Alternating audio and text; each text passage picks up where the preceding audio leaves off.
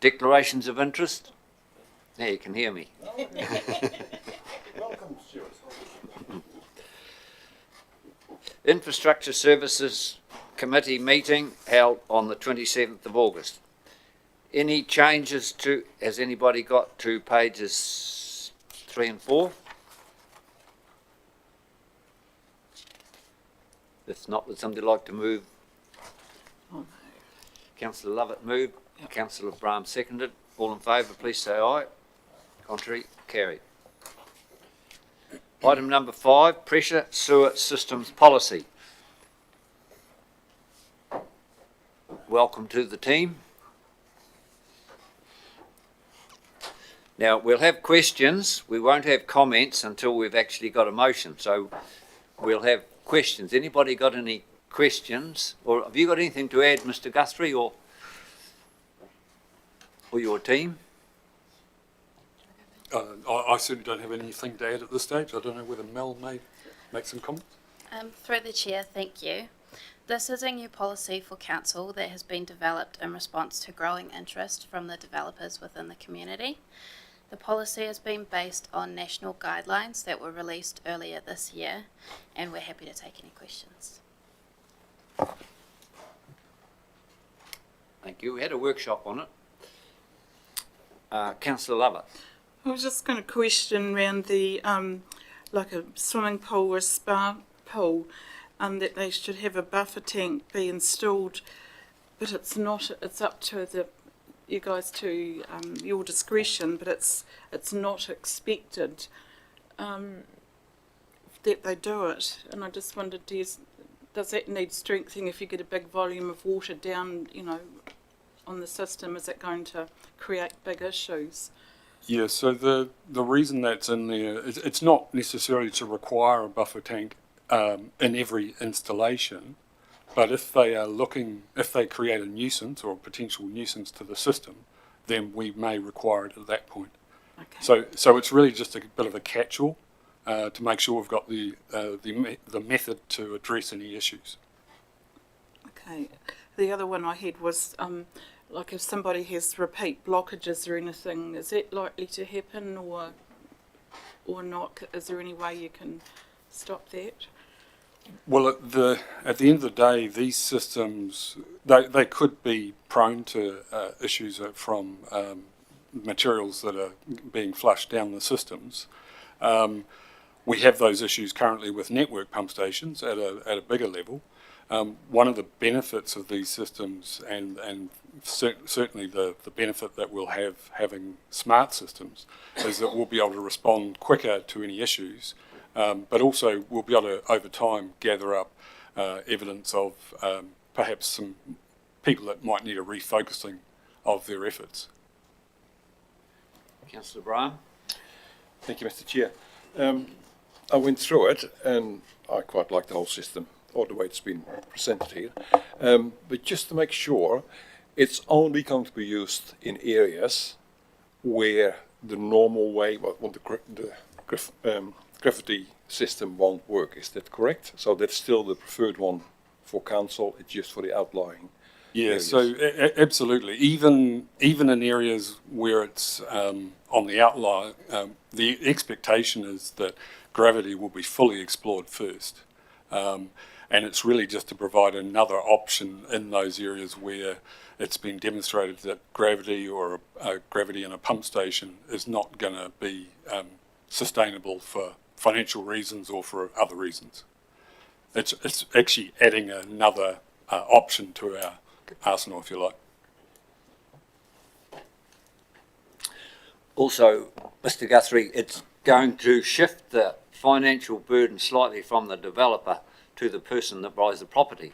At the moment with gravity, the developer has to have a system that's quite easy to plug into, whereas this system, I guess the council's responsibility as far as financing will stop at the roadside like it is now, but the property the owner who purchases a section will have to bear the full cost of putting in a $7,000 or $8,000 pump station, won't they? Yeah, that's correct. So The reason these systems are quite attractive to developers is that the public network that they have to install is quite limited. It's shallow, small diameter pipework in the public streets, and then the cost of actually providing the pump station for each property falls on the landowner at the time that they build. Councillor Brown? Thank you, Mr. Chair. Another question just on page 7 of Stella. What do others do? And you've got 18 councils there. What is water care? Is water care part of Christchurch City Council, or is it in the private ownership model you've got water care and has some policy? Who is water care? Water Care is the Auckland. Auckland. It's the Auckland agency. Okay, thank you. I've got a question. If residential D property is connected to the pressure system, does each house have to have its own outlet to the sewer on the road, or can multiple houses be connected to the one sort of outlet?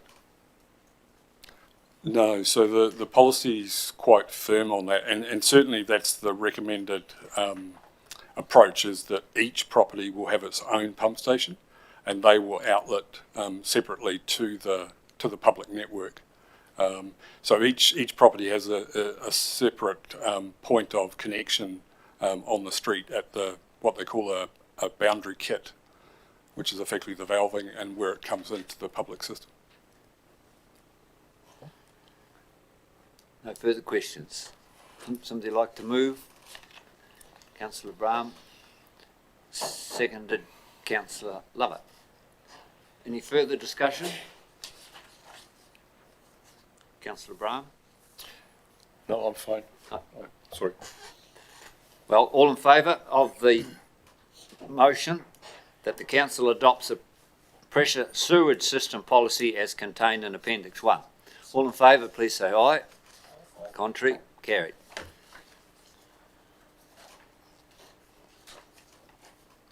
Move on to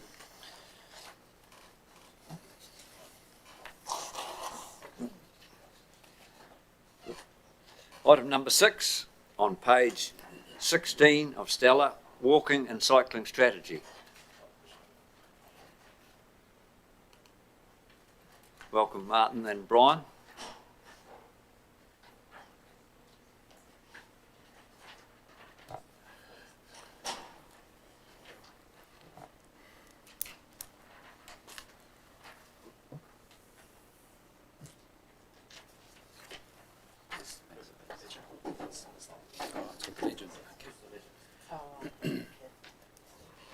Is it just a generic explain one to show what yeah. it was? Yeah. We'll get Brian to talk to them. Hello, councillors, any questions? I think the handout was to give you a legend, because the original, we had to try and work out which dotted road meant which. Councillor Lovett, Just me again. just speak into your speaker, Oh, please. sorry, page 36, Racecourse Road, you've got it as a low priority, and I think it should be a medium high with the amount of people now biking on that last piece. There's no actual footpath up the top there. And well, they're telling me here to put a submission in, but the kids are actually biking on the road up there, and it is a very heavy use road, and it's becoming dangerous because they can't really bike on the grass. I just would like to see that as a medium high, not a low. It was on page 36. It's a busy link road. Councillor, I think at this stage, this is a proposal out for consultation. So if there's any variation or additions or subtractions, as councillors we can put in submissions as well as the general public. At this stage we're looking at the overall, what the recommendation is. There's bound to be some people want variations. So we're not interchanging one street or another street at this stage. This is just to pass it the overall.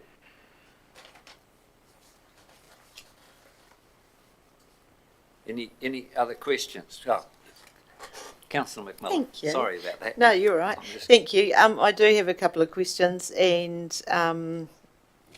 one is as part of the consultation, will people be able to submit on where they think a safe crossing area could be situated? Because I know that Rakaia, when we go to our road safety meetings, there's a lot of chatter about getting across the main road, and I know there's been some talk also on the state highway through Methven about sort of getting kids across the road to go to school. As far as this particular strategy is concerned, what we're trying to do is get the community to give us their ideas as to exactly what is required. This is a starting point. It is done from a technical point of view by ABLES. They've been involved in cycling strategies for other districts, other towns, so they've got the background behind them. So there is a certain amount of good technical reasons why we're doing what we're doing, but we really, it's a starting point for the community out there. Okay, thank you. Can I ask the supplementary, please? And biking and walking, so that's obviously getting from A to B, but is recreational biking, like as in your bike Methven up at Mount Hart or along the riverside, is that included as well? I'd like to think that it should be included. Yeah. The problem we have is that if you're looking for subsidy for any of this work, then we need to have it more around a transport orientation as opposed to a recreational orientation. Thank you. Councillor Mackay? Thank you, Mr. Chair. My question arises because of some words on my page 36. Improving cycle lane safety on Chalmers Avenue, Ashburton by producing coloured surfaces across the side road intersections and shallow markings at Beach Road roundabout. Who pays? What mechanism pays? My first question is, what mechanism will pay for this? Was there any consideration to put that in the report, or is that a long-term plan issue? This is a strategy at this particular point in time. As I just said, being more transport orientated, the current government policy statement indicates that mode or different mode travels will be funded by through the National Land Transport Fund. So provided that these particular projects that we stack up one year after the next in the LTP, we should be able to get subsidy for them. Okay. Mackay?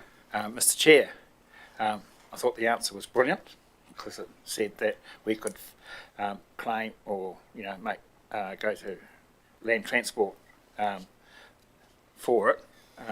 So how will land transport collect the funds to provide us with to bring some of these measures into play? As far as I'm aware, it is part of the National Land Transport Fund, and the National Land Transport Fund at this point in time receives its income through road user charges and other areas in that regard, like fuel tax, that type of thing. I thought if I may comment, Mr. Chair, the answer was brilliant and summed it up very well. So my question is, if those people who own trucks, cars, etc., will be paying diesel tax and registration tax and that sort of thing, why should they carry out the cost just for the bicycles? In other words, I'll cut to the chase. Why shouldn't we recommend to through the Regional Land Transport Committee that we actually adopt a hubometer policy for cycles? Because when you look at some of our big cities, there's millions of dollars being spent on cycleways, and yet there's no mechanism to fund it apart from rates or owners of cars and trucks. I think, Councillor Mackay, it's very good idea, but it's not quite fitting in with our walking and cycling strategy in that it's something that we could approach NZTA about, or it's almost a political decision, I think. It should be, we've got a fortnight to make up our mind. I haven't heard where the parties stand on this policy, so perhaps we could find out. Councillor Brahm. Thank you, Mr. Chair. I might not be able to do this, but I just came up with an idea yesterday regarding another bike or walk area. Could I bring that up here, or do I have to do submission to the plan before it goes out? Or it's in Tynwald, close to your place. Really close to your place. Right.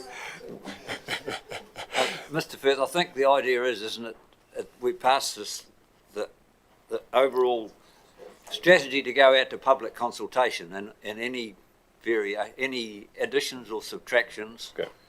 I even might make a special allowance if it's past our place. Is that correct, Mr. Firth, that we really... Basically, what we're asking at this stage is to put this out to consultation, and any submissions, if people want to be heard, then we'd have a hearing in late January to discuss it further from that point on, see whether it gets into the strategy or otherwise. Okay, so that option is there. Well, I keep it in my own pocket. Till then. Councillor Cameron? Thank you. Not being a member of this committee, but just a quick question. I note that in the Abley report on page 64, the majority of pedestrian cyclists crossing the State Highway 1 Ashburton River Bridge use the path on the eastern side of the bridge. The narrow paths make passing other users very difficult. People report feeling very uncomfortable on the bridge paths. So then I go to our action plan, 1.6, review standards such as footpaths widths. Then I go to 1.5, investigate state highway, railway, river severance issues for the community, and it's a medium priority and a medium term. I see a disconnect between it's a big deal to the community and it's a medium deal in our action plan, because that was put as a medium priority and a medium term. Part of the reasoning for that would be that alongside of this particular strategy, Council is looking at the connectivity between Tynwald and Ashburton, and if that goes ahead, then obviously the two would link a lot more. Yeah, I take, can I have something to remark? I take that point, but this is a huge, not one of us sitting around this table doesn't get a mention every week about crossing that jolly bridge. So it's a huge deal. I think that this needs to be, we cannot wait forever. Like, how long do we wait? And I think it needs to be addressed sooner rather than later. And I don't know how to do that, but I think we need to get NZTA on board and have a discussion on how we can fix the eastern side of that walk part on the bridge. Well, the eastern side of the walk part is our responsibility, and as such, we have been trying with NZTA for a number of years. At one stage, there was a proposal for a possibility of a clip-on, but that has since been taken off the table. I take your point that we can bring it up with NZTA again and see how we get on. I think I'm taking the liberty of speaking on behalf of everybody, but from this council, I think that would be a tremendous priority for us, because it is dangerous, it is hazardous, it is lumpy, and a lot of people, there's a residential care home over there and people are on mobility scooters and everything. I think it needs addressing sooner rather than a medium priority. And a medium, what was it, two things, medium priority, medium term, or medium term. I think both are need to be revisited, in my humble opinion. I hear a good submission coming up. Mr. Mayor. And just a question, it's probably for Tony, I think, if councillors are going to submit on this this plan, strategy rather, where does that leave them when they come to hear the submissions? And if it leaves them out of it, then perhaps answer that question first, I might have a second. Thank you, through the chair. That's a really good point to raise. So in the past, when councillors have made submissions, and they have every right to do so, that then does take them out of the decision-making equation. So that's something to bear in mind if you were thinking of doing that. Although I'm sure that you do know members of the community who probably have these issues on their mind, who may be inclined to submit instead. And that is a better way to get them to submit. So, network. Tony, does that include family members? I mean, you can't write it out and hand it to your wife or your husband to submit on your behalf. There have been different interpretations of that over since I've been involved with council. In some instances, it has meant that if your spouse has submitted, that then you were removed from decision making. In recent times, I think if your spouse has made a submission, then you are still able to make be a part of the decision making from the perspective of your two independent people. Thank you. Councillor Lovett? I was just actually going to completely endorse Councillor Cameron's comments about the bridge. We see this every day we go over there, the problems on the east side of rest home people, and there's one guy who's always on one of those mobile scooters, and they're having to wait at each end. And I think we as a councillor shouldn't have to put a submission in for that. We should actually have leave that out and box on with NZTA urgently over that. Because if we're going to wait 10 years for something for our new bridge, we've got issues now which need to be dealt with sooner than later.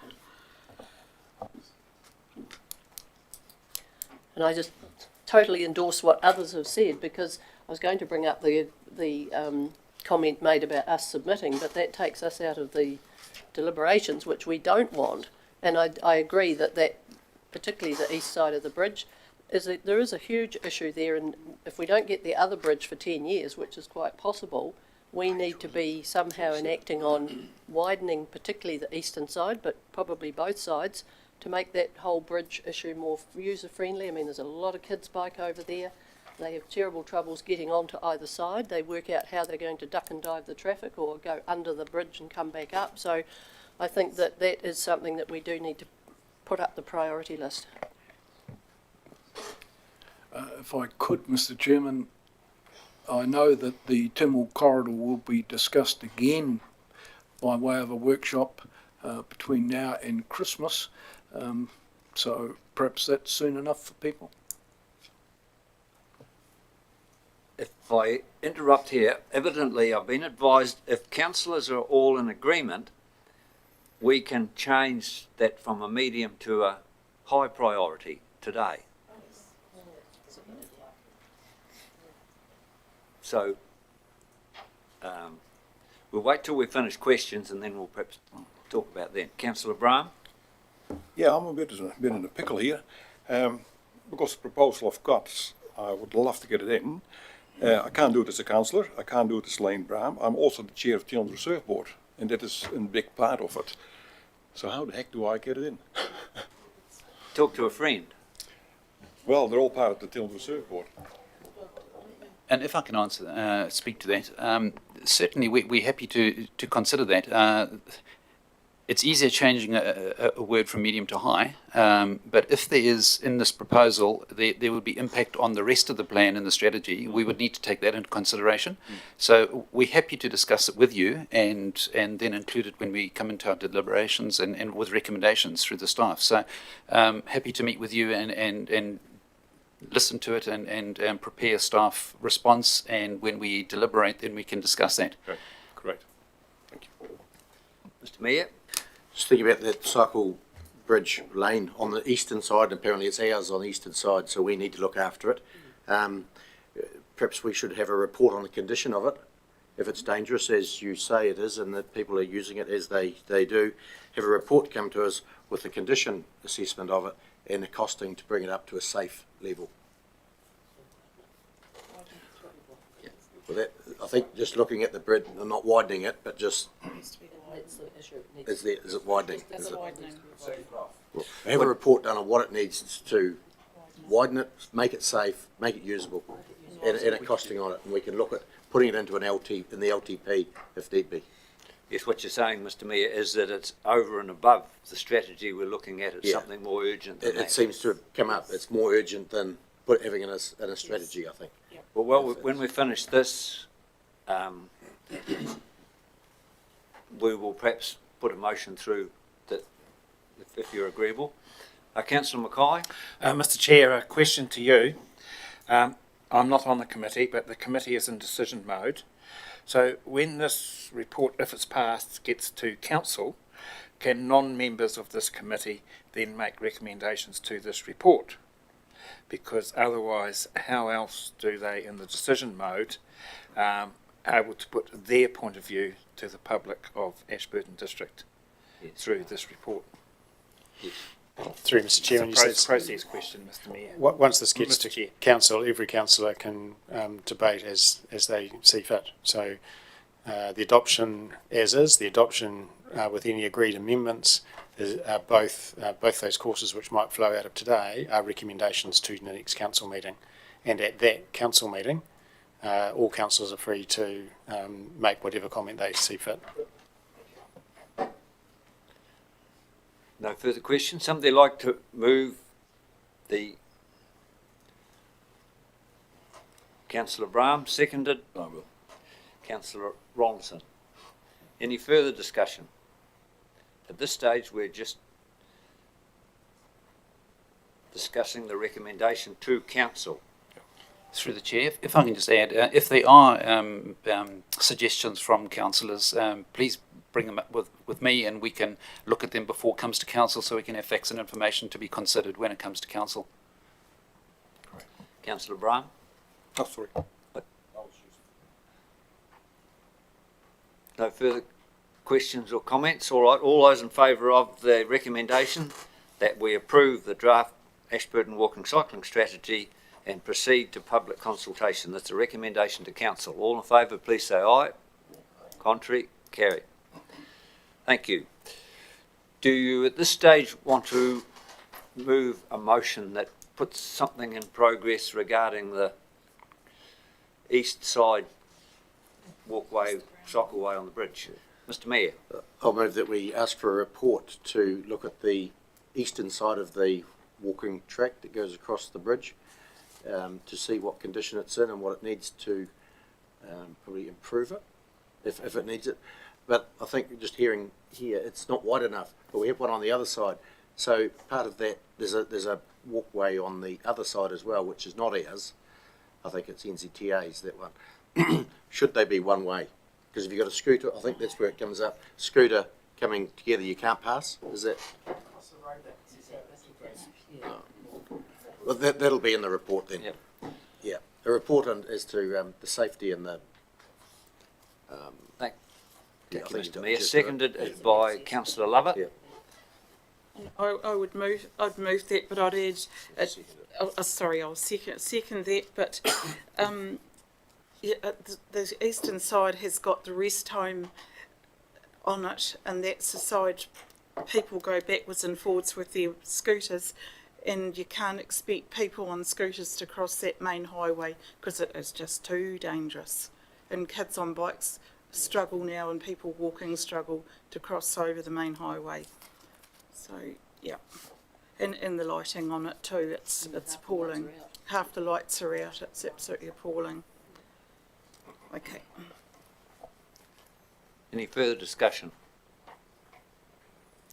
If not, all in favour of the motion, please say aye. Contrary, carried. Thank you. I think that's the end of our open meeting.